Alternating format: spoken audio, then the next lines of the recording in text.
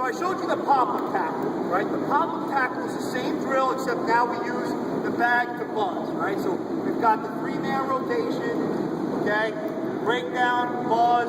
We usually freeze them here to check them, but you don't have to, right? If you do too much freeze, then they don't learn how to do it on the run. It really is, you know, a split second of body control before we go through the ball carrier. We really don't want to stop our feet.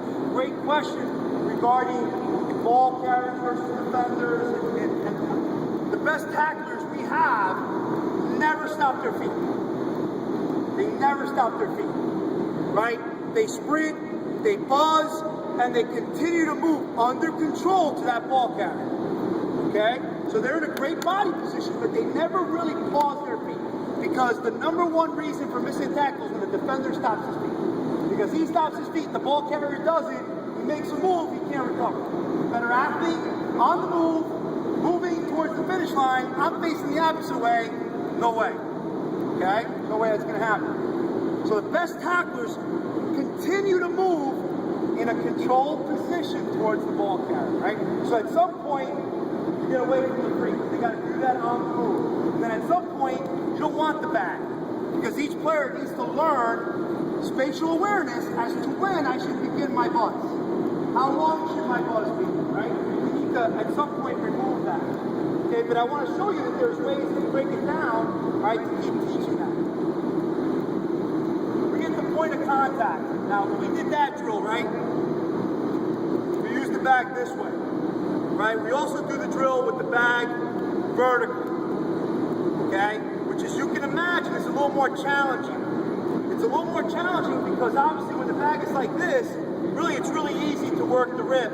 All of a sudden, you hold the bag vertically and you start seeing more of the wrap, right? So we can go to the same drill here, break down, pause, right? No bag, maybe a bag, right? Right foot, left foot hip position, freeze, no freeze, and then we're ripping and shooting through the bag. And by that time, you can get a real firm understanding, right, of whether that athlete understands everything, right, that we're asking them to do. And if they can't do it, we work our way backwards, right? We go to the bag this way, we go back to the bag on the ground, and we work backwards. And that's one of the things I love about this, right? There's ways to rehabilitate an athlete, or remedy when an athlete is struggling with a particular part of the drill. When we start teaching point of contact, we talk about the one-step tackle. And because we don't have pads, right, it's hard for me to teach it, so we're going to use the bag, okay? We really just talk a lot about it. I think the critical aspect is talk about the one-step tackle, which is where we start teaching point of contact, okay, is what happens to my head, okay? What happens to my head at that point of contact? And this is where I think we struggle as coaches, because we want to be so specific, right? We think it's perfect all the time, and we're always coaching perfection. You should coach perfection, but the reality is it's not perfect, right? We teach to slide our head to the side, right, and make that contact, right, with the front of the shoulder. It's slide your head, okay? It's not get your head across, because getting your head across, again, tells the athlete to expose their neck, okay? And we don't want a neck injury any more than we want a head injury, right? So we want them to slide their head. At the last second, we want a slight slide because we want to emphasize, again, the point of contact being the front of the shoulder. How you teach that is what makes you an artist. It's what makes you who you are, right? So whether you say slide your head or you keep emphasizing front of the shoulder, front of the shoulder, front of the shoulder, whatever it takes to have that guy execute that point of contact. All right, so Coach, can you hold back for me? So a one-step tackle, normally this is done with another player, right? So now we want to introduce, right, the player there so they get a feel for what it's a fit drill. It's basically what it is. We're fitting up, right? So we put him in a right foot or left foot hip position, okay? And now we're going to work on just that one step, okay? That's all we're working. We teach same foot, same shoulder, all right? Same foot, same shoulder. That's what we think our power is. So if I break it down, right, and I'm breaking the shoulder, this is where I'm getting my power, that extension of that leg. It's underneath my head. If I move my foot back, I got no power, right?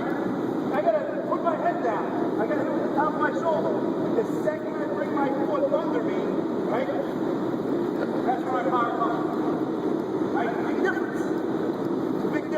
our one-step tackle. Okay? That's where we teach point of contact. Now, as you can imagine, once we get to the 1 foot, we can back up. Right? Back up a little bit. We back up even more. Right? And now we're slowly getting him closer to that position where he can perform that tackle. Okay?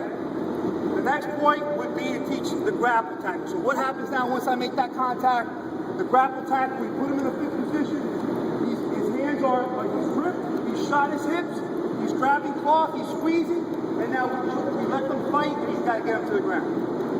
Okay? That would be the grapple tackle. The angle tackle. So the angle tackle, right? Let me take one step back, right? So again, when I perform, right, and you felt it, right, coach? It's here, right? It's not here. It's not here.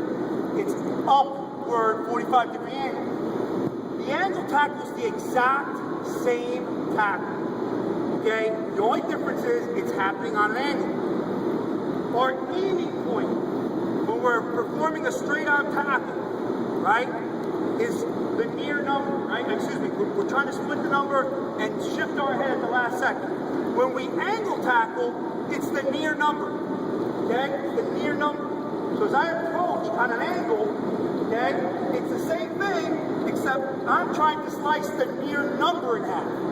So if it's an 8, I'm trying to slice it right through the middle of the 8 on an upward strike, okay? But it's the same exact technique. Nothing changes for us. There are challenges in the angle tackle that don't exist in the straight-on tackle. And there are challenges in the straight-on tackle that don't exist in the angle. So some guys may struggle with the angle tackle, okay? While others will struggle with both or one or the other. The key thing to performing the ankle tackle, right, is teaching proper tracking, okay? So an athlete needs to learn, right, how to track that athlete and get the right angle of speed and approach to make contact at the right spot. Now I'm going to go off task for a second, right? We never want to be in that